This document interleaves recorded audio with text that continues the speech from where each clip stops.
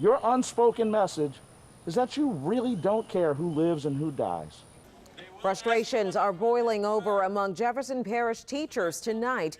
On Wednesday, kids are supposed to head back to the classroom in person in Louisiana's largest school district.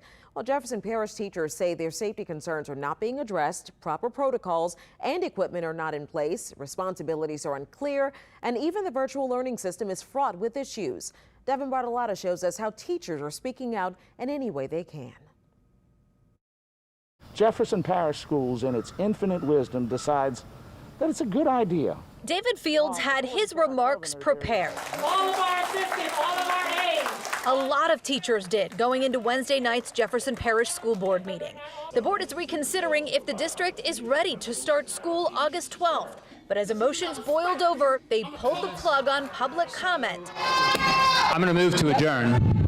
This meeting's adjourned. At least for that meeting. Even not during a pandemic.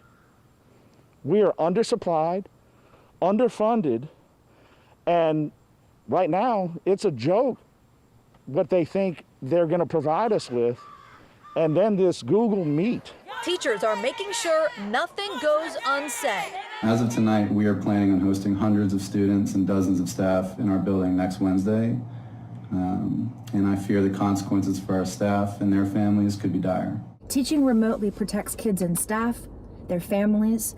During this pandemic crisis, are you ready to take personal responsibility for the loss of life that will come from opening schools to live instruction? But it's also very clear. English teacher Brian Williams, who spoke at the meeting Wednesday, wrote an article for Medium calling the act of sending kids back to classrooms a modern-day Tuskegee experiment. Writing, quote, "End the insanity. You have no right to experiment on us by opening a school system in the middle of a hotspot.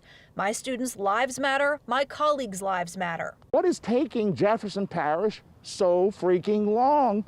Why can't they be on the right side of history? Voices growing louder as the list of anxieties and unknowns gets longer. Devin Bartolotta, Eyewitness News.